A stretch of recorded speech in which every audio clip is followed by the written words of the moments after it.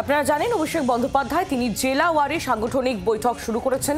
দার্জিলিং সাংগঠনিক জেলার বৈঠকে শীর্ষ নেতৃত্ব তারা বার্তা দিয়েছেন বলেই খবর পাওয়া যাচ্ছে। দার্জিলিং জেতার সুযোগ সব সময়ই আছে, সুযোগ কাজে লাগিয়ে এবার প্রচারে নামুন। পুরো এলাকার ফল বিধানসভায় ফেরাতেই হবে। শিলিগুড়ির জয় সহজ হবে, কাউন্সিলরদের এই বিষয়ে দায়িত্ব নিতে হবে। এরকম একাধিক বার্তা শীর্ষ নেতৃত্বের তরফ থেকে দার্জিলিং সাংগঠনিক জেলার বৈঠকে দেওয়া হয়েছে বলেই খবর পাওয়া যাচ্ছে। আমরা এই বিষয়ে আরো জেনে নিই প্রবীর চক্রবর্তীর থেকে, আমাদের প্রতিনিধি সরাসরি আমাদের সঙ্গে রয়েছেন। প্রবীর, দার্জিলিং সাংগঠনিক জেলার বৈঠকে শীর্ষ নেতৃত্ব ঠিক কি কি বার্তা দিয়েছে? দার্জিলিংয়ে তৃণমূল কংগ্রেসকে জিততে কি কি তাস প্লে করার কথা বলা হয়েছে সেখানকার নেতাদের? দেখো, দার্জিলিং সাংগঠনিক জেলার দুটো ভাগ, একটা হচ্ছে সমতল, একটা হচ্ছে পাহাড়। আজকে সমতল নিয়ে বৈঠক ছিল শীর্ষ নেতৃত্বের। সেখানে দার্জিলিং সমতলে যে বিধানসভাগুলো রয়েছে সেই বিধানসভাগুলোতে দেখা গেছে যে অতীতে খারাপ ফল হয়েছে এবং সেক্ষেত্রে দাঁড়িয়ে তারপর লাগাতার খারাপ ফল। এবং আরও একটা বিষয় রয়েছে, সেটা হচ্ছে নিজেদের মধ্যে অভ্যন্তরীণ সমস্যা। এই অভ্যন্তরীণ সমস্যা দূর করতে ইতিমধ্যে তৃণমূলের শীর্ষ নেতৃত্ব সেখানে ব্যবস্থা নিয়েছে। ইতিমধ্যে সেখানে কোর কমিটি গঠন করে দেওয়া হয়েছে বীরভূম এবং উত্তর কলকাতার মতো।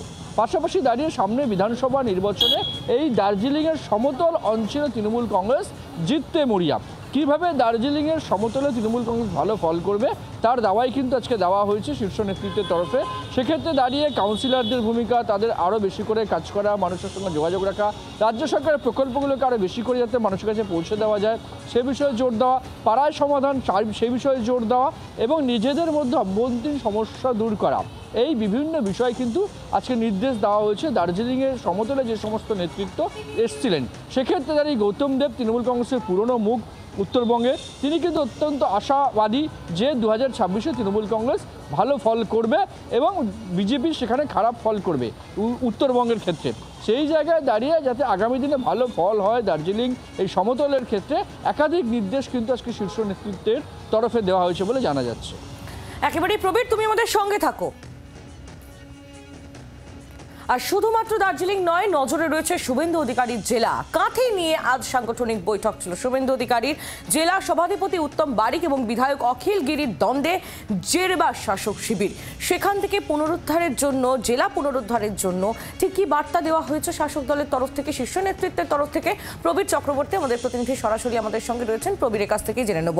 প্রবীর, শুভেন্দু অধিকারীর জেলা, সেই জেলায় দাঁত ফোটানোর জন্য তৃণমূল কংগ্রেসের শীর্ষ নেতৃত্বের তরফে ঠিক কি বার্তা দেওয়া হয়েছে জেলার নেতাদের?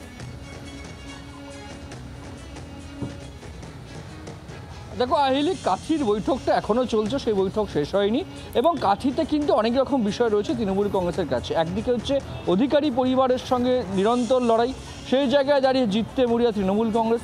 পাশাপাশি কাঁথিতেও কিন্তু তৃণমূল কংগ্রেসের অভ্যন্তরীণ সমস্যা, গোষ্ঠী কোন্দল কিন্তু মারাত্মক।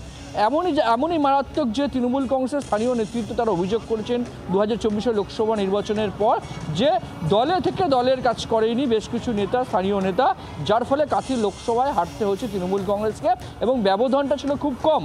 যদি সবাই মিলে একসাথে কাজ করতো তাহলে কিন্তু কাঁথি লোকসভা জিততে পারত তৃণমূল কংগ্রেস, এমনই কিন্তু রিপোর্টে উঠে এসেছে। এই অবস্থায় দাঁড়িয়ে 26-এ বিধানসভা নির্বাচনের আগে এই যে প্রথম সারির মুখদের নিজেদের মধ্যে অভ্যন্তরীণ সমস্যা, সেই সমস্যা দূর করা, পাশাপাশি দাঁড়িয়ে শুভেন্দু অধিকারীর গড় বলে পরিচিত কাঁথিতে আরও বেশি করে সংগঠনের জোর দিয়ে এগিয়ে যাওয়া, এটাই হচ্ছে আজকের বৈঠকের মূল বিষয় বলে মনে করা হচ্ছে। আমরা দেখেছি তমলুক সংগঠন নিয়ে যখন বৈঠক করেছেন অভিষেক বন্দ্যোপাধ্যায়, সেখানে তিনি বার্তা দিয়েছিলেন যে শুধু নন্দীগ্রাম বিধানসভা নিয়ে তিনি আলাদা করে বৈঠক করবেন, আলাদা রণকৌশল থাকবে সেখানে। এবং কাঁথির ক্ষেত্রে তৃণমূল কংগ্রেসের শীর্ষ নেতৃত্ব ঠিক কোন রণকৌশলে এগোতে চাইছে সেটা রাজনৈতিক মহল মনে করছে যে বিশেষ কোনো রণকৌশল নিয়েই কিন্তু পূর্ব মেদিনীপুরের প্রতিটি বিধানসভায় লড়াইয়ে নামবে তৃণমূল কংগ্রেস। একেবারে ধন্যবাদ তোমায় প্রবীর চক্রবর্তী, আমাদের প্রতিনিধি সরাসরি আমাদের সঙ্গে ছিলেন। এবং শুভেন্দু অধিকারীর জেলায় কাঁথি, সেই কাঁথি নিয়ে যে অভিষেক বন্দ্যোপাধ্যায় সাংগঠনিক বৈঠক তা নিয়ে কিন্তু কটাক্ষ করতে ছাড়েননি নন্দীগ্রামের বিধায়ক তথা রাজ্যের বিরোধী দলনেতা শুভেন্দু অধিকারী। কি বলছেন তিনি, শুনুন। আমি নরেন্দ্র মোদীজিকে কথা দিচ্ছি সবার সামনে অন রেকর্ড সেভারাল টাইম যে আমি উনাকে প্রশাসনিক পূর্ব মেদিনীপুর জেলা থেকে উনি যাদেরকে সেন্ট্রাল বিজেপি নির্বাচন কমিটি প্রার্থী করবে পদ্মফুলের সেই 16 জনকে জিতিয়ে মোদিজির হাতে তুলে দেওয়ার দায়িত্ব আমার। রাজ্যেও যেমন আমার দায়িত্ব রয়েছে আংশিক সবাইকে নিয়ে, তো পূর্ব মেদিনীপুরের দায়িত্ব আমার নিরঙ্কুশ। ওকে বলুন ডেকে ভাগ ঠিক আসছে কিনা জেলা পরিষদ থেকে, হলদিয়া থেকে, দীঘা থেকে, এসব ভাগ মাটোয়ারাটা ঠিক দেখে নি। চোর ভাইপো এগুলো করে নিক, ভোট হবে না, ভোট হবে না। ও গাঁয়ের ছেলের সঙ্গে গাঁয়ের লোক আছে, ওইসব বড় লোকের সঙ্গে নেই।